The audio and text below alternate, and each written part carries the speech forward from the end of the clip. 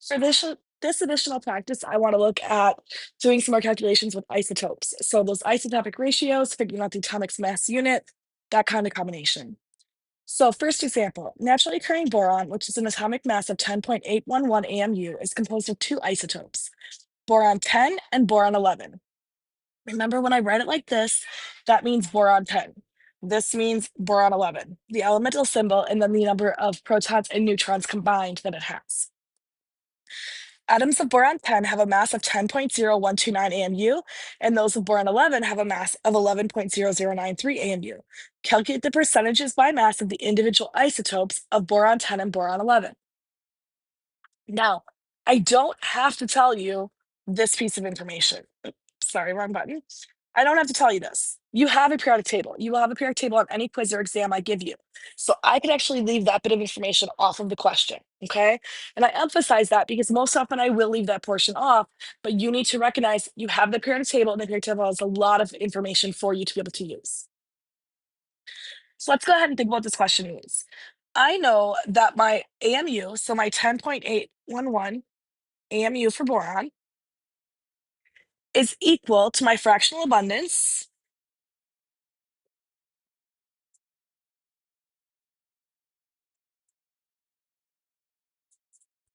of boron 10 times my mass of boron 10, which is 10.0129 AMU, plus my fractional abundance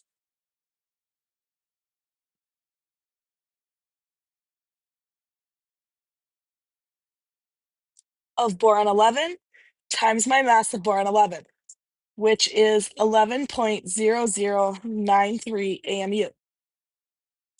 So I am going to let this equal X and let this equal Y. I know that I only have two isotopes, which means the fractional abundance of X plus which is the fractional abundance of boron 10, which is represented by X, and the fractional abundance of boron 11, which is being represented by Y, have to add up to one, two parts to the whole, okay? Because they're fractions. If they were percentage, the two would add up to 100%. But again, fractional, X plus Y equals one. I can rearrange this and therefore say Y is equal to 1 minus X. Why do I want to do that? Because I want to rearrange this equation to substitute in with only one variable in the equation. So up here, where I currently have 10.811 AMU is equal to X times, excuse me, 10.0129 AMU plus Y times 11.0093 AMU. By doing this substitution here, I can plug this in to here for Y. And that's what I'm going to do. I'm going to say 10.811 AMU is equal to 10.0129 X. I'm going to drop the AMUs right now just for ease. I'm going to be calculating percentages anyway, so just trust me that the AMUs cancel out. If you don't trust me, come see me. I'll show it to you. I'll show it to you in my office. But I want to clean up the math a little bit here to not have as many letters around. This will be plus 1 minus X times 11.0093. Here's where students will make the mistake. They forget their algebra. This needs to be distributed through. So this becomes 10.811 equal to 10.0129x plus 11.0093 minus 11.0093x. I've distributed that through. Now I need to get my variables to one side and my integers to the other. It doesn't matter which side gets what. Okay, that part truly does not matter. I have got 10.811 minus 11.0093 equals 10.0129x minus 11.0093x. So I have my integers on one side and my variables on the other. When I do the math here, I get an answer of negative 0.1993 This is equal to negative 0.8803x. So again, all I've done is the subtraction here and the subtraction here. Now I'm going to solve for x. X is equal to negative 0.1993 divided by negative 0.8803. Trying to isolate that x, and I get an x value here of 0.1355. Remember what x represents, though? We said in the very beginning that x represents the fractional abundance of boron 10. That's the fractional abundance. So the percentages by mass, boron 10 is this number in percent form, so 13.55%. And boron 11 is just the 100 minus that number. It's the remainder to equal up to 100%, 86.45%.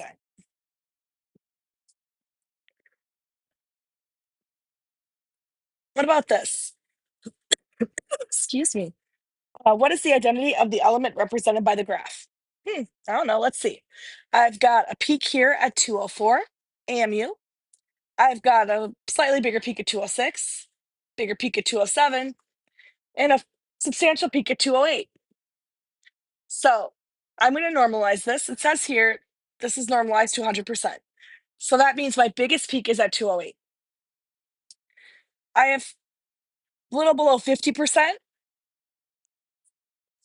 a little below 50%. I'm clearly not drawing that at 50%. Drawing a straight line is hard. A little bit below 50% is the 206 and 207 peaks. So I have an isotope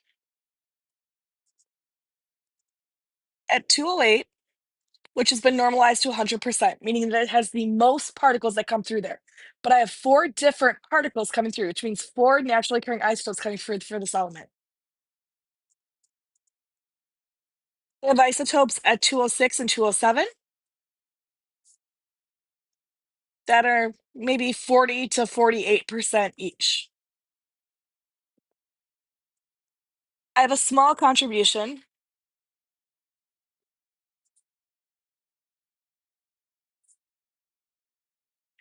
at 204. I'm going to guess this mass. It's going to be 204 and 208 kind of cancel each other out a little bit, giving me, 206.5, somewhere in there. But 206 and 207 definitely add more to it. So I'm going to estimate it being a little bit closer to 207. I'm going to say my mass is about 207 AMU for the element itself. I think it's a pretty good average of the peaks because this peak here cancels out a large chunk of this peak. Excuse me. And then these two average each other out. Look at the periodic table. I have lead, 207.2 AMU. This would definitely be the representation for lead. There's not another element right near there with that mass. This is going to be lead. There are 2 stable isotopes of copper, copper 63 and copper 65. Using the atomic mass of copper, determine which isotope is more abundant. When I look up copper on the periodic table, I see its atomic mass. Again, when I look up copper,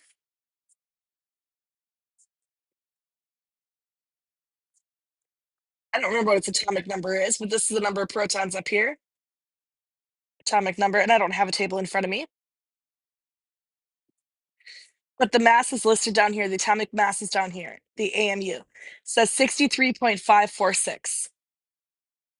So that means that copper's atomic mass is 63.546 AMU. I know I only have 2 stable isotopes. This is closer to 63 than 65. Therefore, copper 63 is more abundant.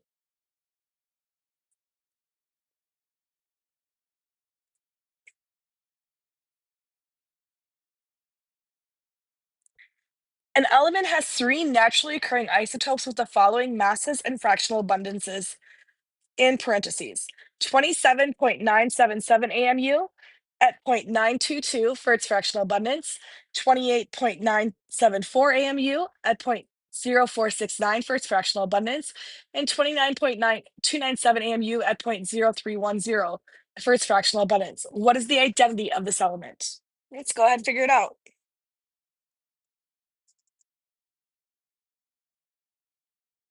My atomic mass here. Again, you take its fractional abundance, so 0.922 times its mass, 27.977 AMU.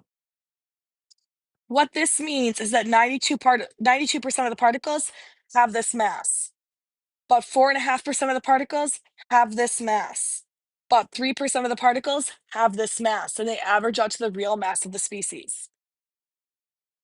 0.0469 times 28.974 AMU. 0.0310 times 29.297 AMU. The atomic mass calculated out comes out to 28.06 AMU. Sig figs here, let's see. These are all 3, but when I multiply this by 3, gives me my first decimal place here.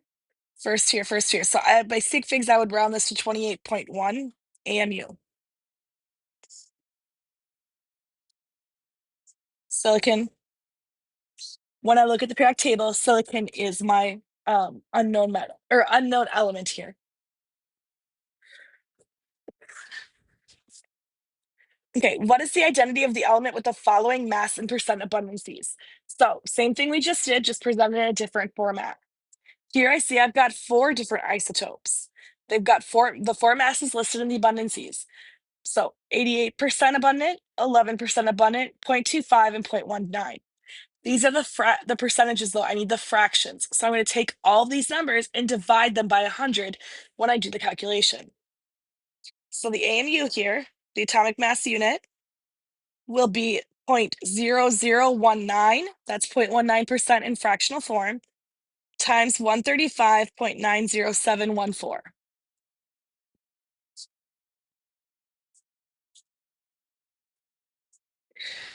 Plus 0.25 becomes 0.0025 in fractional form, times 137.90599, plus 0.8843, again, that's 88.43 in fractional form, times 139.90543, and 0.1113, it's 11.13 in fractional form, times 141.90924. Now, what I don't have written down is my sig figs. Let's go ahead and check them. You got a calculator out. 0.0019 times 135.90714. I need 2 sig figs here. So this comes out to 0.258. I just don't want to round. You don't want to create round off error. 0.0025 times 137.90599. 0.345. My sig figs are here. 0.8843 times 139.90543. I need 4 sig figs here, 123.72. My sig figs are here. The units here are all AMU.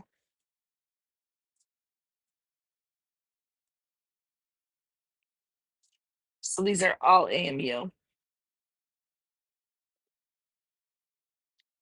And 0.1113 times 141.90924 gives me 15.794. My sig figs are here at the 3.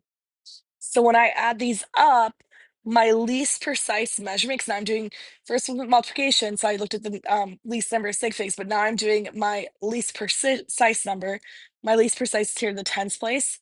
So my answer becomes 140.1 grams per mole.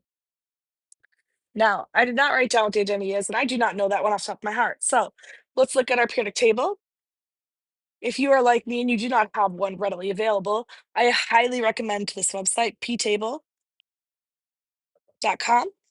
Not does it only have all the elements listed, but it's got a lot of extra information about it that can be very useful to your studies. It's got a lot of properties and such listed for the elements, which is great. Okay, 140.1 is part of our lanthanide series. This is cerium, CE for short.